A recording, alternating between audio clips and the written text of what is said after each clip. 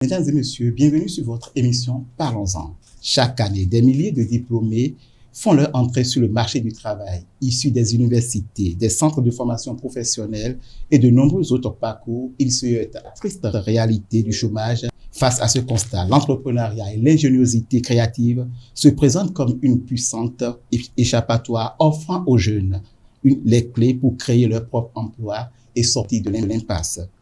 C'est précisément pour stimuler cette créativité et révéler les talents de demain qu'est né Best Young Manager, une compétition nationale destinée à identifier et récompenser les meilleurs jeunes entrepreneurs du Bel. Et présenter cette belle initiative, nous avons le grand plaisir de recevoir Madame Hermione Adjovi, coordonnatrice de Best Young Manager. Madame, bonsoir. À ma gauche, nous avons Kerwande Chris, superviseur manager de cette belle initiative. Bonsoir, Monsieur Chris. Bonsoir, monsieur. Comme la femme est la racine du monde, nous allons démarrer par la femme. D'où est venue cette idée de cette compétition nationale?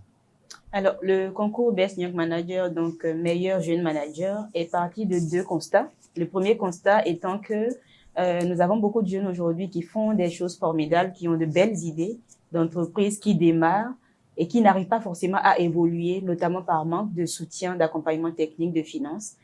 Mais secondo également, qui ne prennent pas forcément toujours le temps de se former à la gestion. C'est-à-dire qu'on a une idée et qu'on se lance, c'est un peu comme si on fait un saut dans le vide, et c'est en atterrissant qu'on commence à patauger, à se chercher. Et donc on a conçu ce projet-là pour répondre donc à ces besoins. Dans un premier temps, offrir l'encadrement technique qu'il faut, le processus nécessaire pour passer d'un niveau A à un niveau X, et de secondo, apporter un soutien financier, un cadre tout simplement, au développer ces idées-là pour susciter la croissance de ces différentes initiatives des jeunes. Monsieur Frédéric, savez-vous me dire par rapport à cette idée, ce que Madame Hermione vient de dire? Donc, le Best Young Manager, ou BIM, c'est une initiative conçue pour détecter, valoriser et accompagner les 35 meilleurs jeunes entrepreneurs du Bénin. Ces 35 meilleurs jeunes présentent des qualités d'un bon manager comme la vision, l'organisation, les stratégies. Et l'objectif vraiment derrière le projet, c'est de valoriser l'entrepreneuriat jeune et surtout féminin. Donc vous verrez qu'il y a 20 femmes et 15 jeunes hommes. Il faut noter qu'au Bénin, les femmes sont très présentes dans les initiatives économiques, mais peu dans les sphères managériales. Donc, ce concours vise quand même à rééquilibrer ce constat-là qu'on a fait. C'est pour cela qu'on a mis 20 femmes et 15 jeunes hommes. Donc, j'ajouterais aussi que le BIM a pour objectif de suivre, de primer les meilleurs jeunes pour former les leaders de demain. Mais à cela, je voudrais savoir qui sont ceux qui peuvent participer à cette compétition? Tout promoteur béninois âgé entre 18 ans et 40 ans peut participer au BIM. Okay. Est-ce qu'il y a des critères d'entreprise pour qu'il faut être dans un secteur d'entreprise ou autre? Non, tous les secteurs d'entreprise sont autorisés, et même si vous avez une idée d'entreprise, vous pouvez participer au Best Young Manager. Merci. Madame Hermione, je voudrais me retourner vers vous pour savoir, à part la tranche d'âge, quelles sont les conditions pour participer réellement, les conditions pour participer à cette compétition? Alors, le concours Best Young Manager est absolument inclusif, et donc nous avons établi le moins de critères possibles pour permettre à tout individu lambda, tant qu'il a entre 18 et 40 ans, de pouvoir participer. Et comme Monsieur Chris le disait tout à l'heure, nous encourageons beaucoup les femmes par discrimination positive, oui.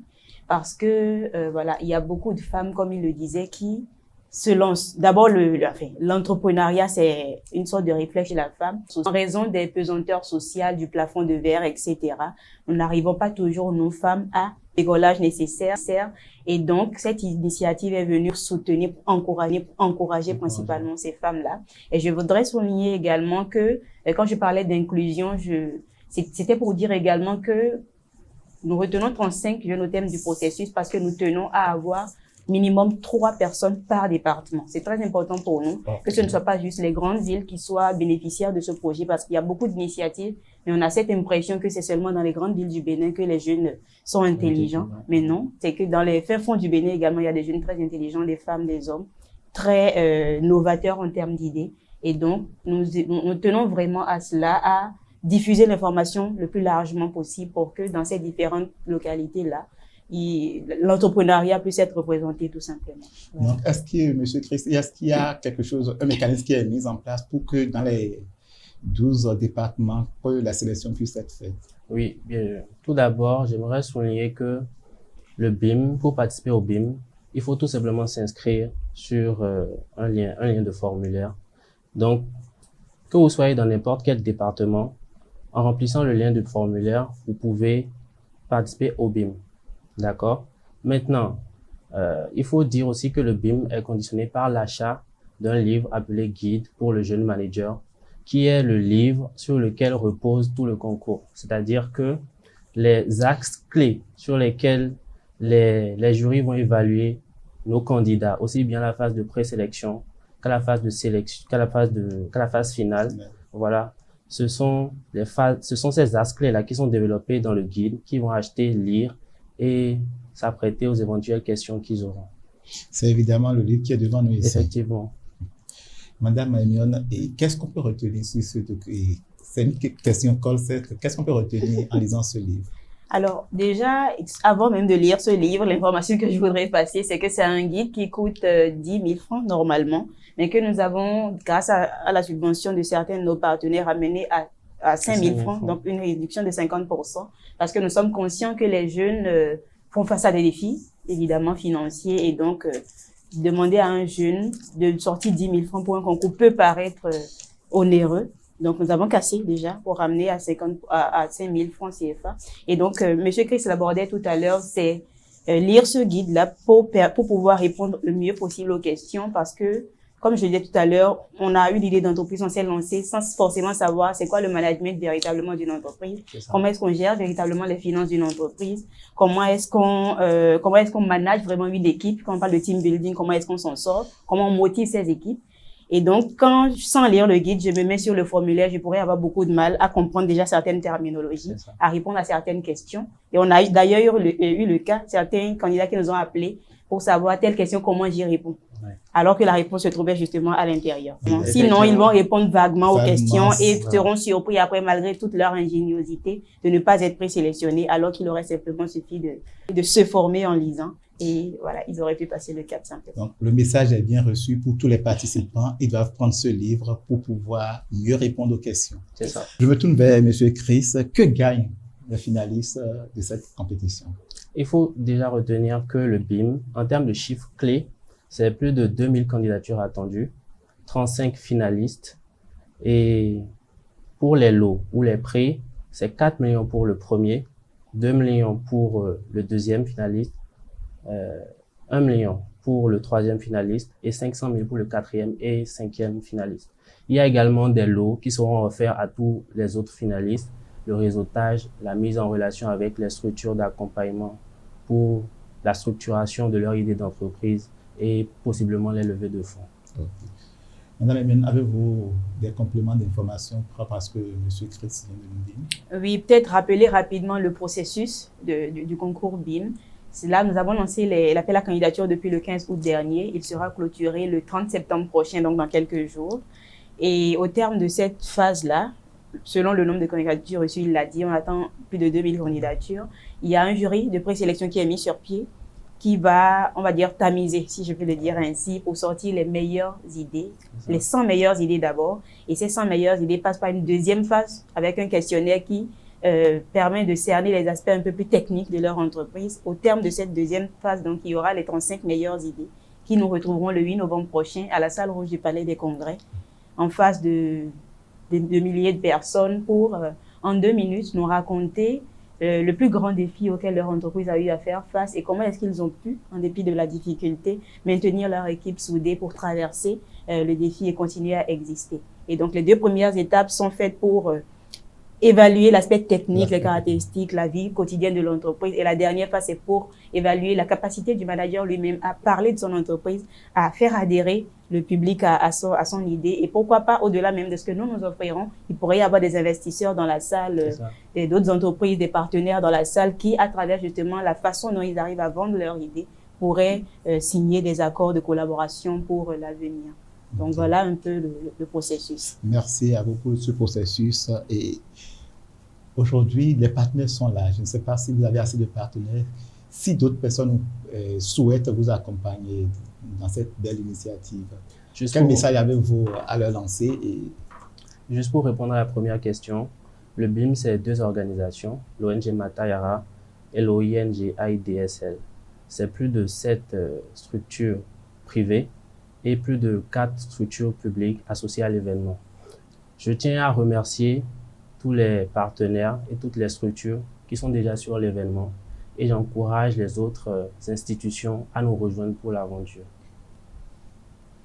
Vous rejoindre pour l'aventure, et quel mot avez-vous pour la jeunesse béninoise, les jeunes qui ont cette fougue entrepreneuriale, qui veulent s'essayer et qui tombent et qui se relèvent et qui nous regardent actuellement? Quel message avez-vous à ces jeunes? Alors, à ces jeunes, déjà à la jeunesse tout entière, je voudrais dire, ne soyons pas défaitistes. On peut avoir cette impression-là, on s'en plaint souvent, le chômage, mais en réalité, est-ce que la question c'est celle du chômage ou celle du sous-emploi? Et si justement il y a des jeunes qui ont conscience de cela et qui arrivent déjà à avoir des initiatives pour aspirer la part de jeunes sous-employés ou au chômage, c'est très bien, déjà je peux le dire. Félicitations à vous, félicitations pour le courage, parce qu'entreprendre ce n'est pas simple. C'est tout le monde, enfin on n'entreprend pas qui veut quoi, mais qui peut véritablement. Donc c'est suffisamment inspirant de voir que vous avez déjà des idées, que vous êtes prêts à prendre le risque. On dit souvent, je l'ai dit rapidement tout à l'heure, mais je l'ai entendu plus clairement, entreprendre, c'est se jeter vraiment dans le vide et construire le parachute en descendant. Wow. Et quand tu n'arrives pas à construire, justement, tu tombes et tu te casses, quoi.